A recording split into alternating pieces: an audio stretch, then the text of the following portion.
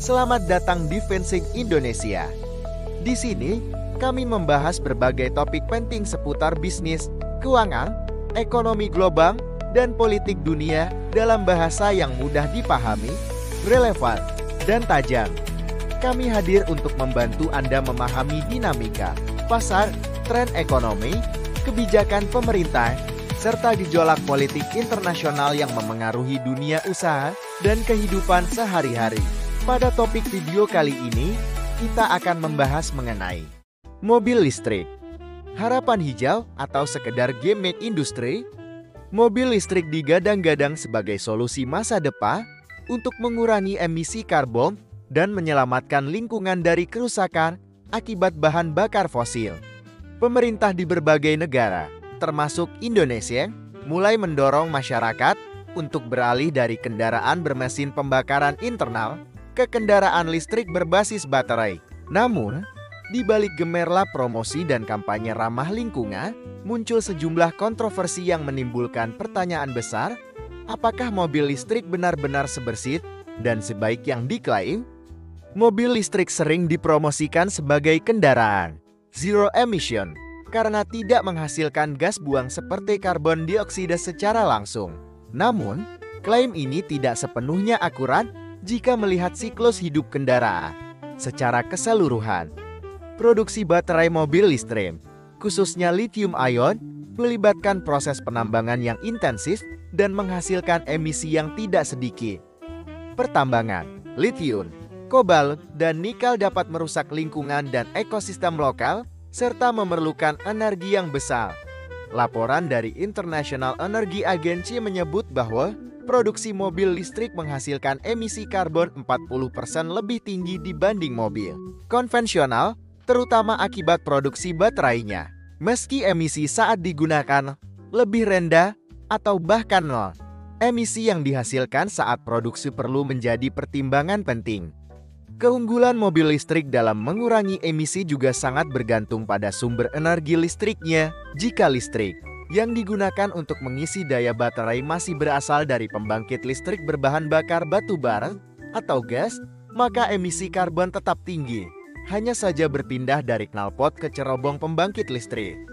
Di Indonesia, sebagian besar energi listrik masih berasal dari batu bara, yang notabene merupakan salah satu sumber energi paling kotor. Dengan demikian, penggunaan mobil listrik secara luas tanpa reformasi energi nasional dapat berujung pada pemindahan polusi alih-alih pengurangan nyata. Masalah lain yang memicu kontroversi adalah ketimpangan akses dan infrastruktur.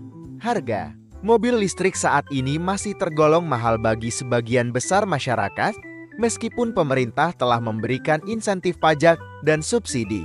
Selain itu, jaringan stasiun pengisian kendaraan listrik umum masih terbatas di kota-kota besar, sehingga penggunaan mobil listrik di daerah terpencil atau luar pulau menjadi tidak praktis.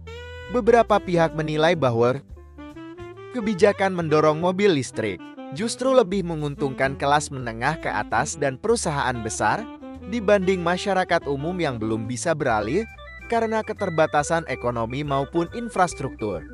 Produksi baterai mobil listrik juga tidak lepas dari isu etika dan hak asasi manusia.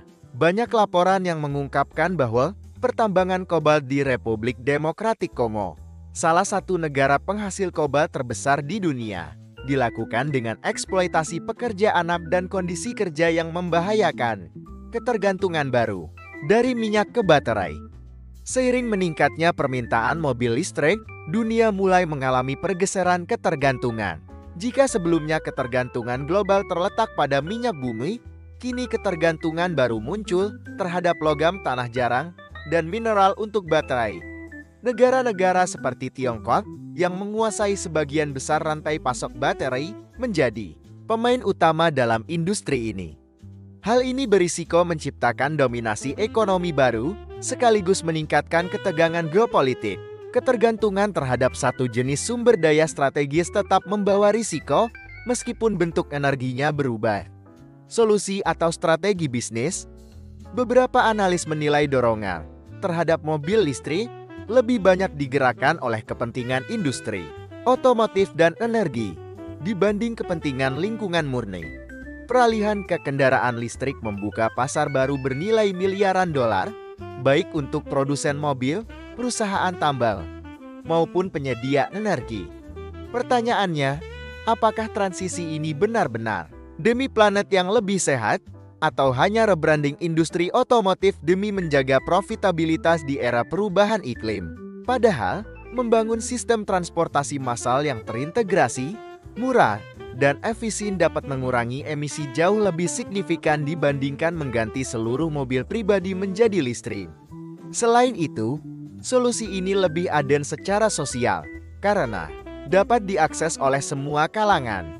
Kesimpulannya, mobil listrik memang menawarkan sejumlah keuntungan penting, mengurangi polusi udara lokal, menurunkan ketergantungan terhadap BBM, dan membuka peluang inovasi teknologi. Namun, melihat dari sisi lain, terdapat sejumlah kontroversi besar yang tidak boleh diabaikan, dari dampak produksi baterai, sumber energi listrik, ketimpangan akses, hingga isu etika dalam rantai pasok. Tanpa perubahan sistemik yang lebih luas, mobil listrik berpotensi menjadi solusi semu yang justru memperparah ketimpangan dan kerusakan lingkungan dalam bentuk baru. Terima kasih sudah menonton sampai akhir. Jangan lupa subscribe dan aktifkan lonceng notifikasimu untuk update konten terbaru dari kami. Sampai jumpa.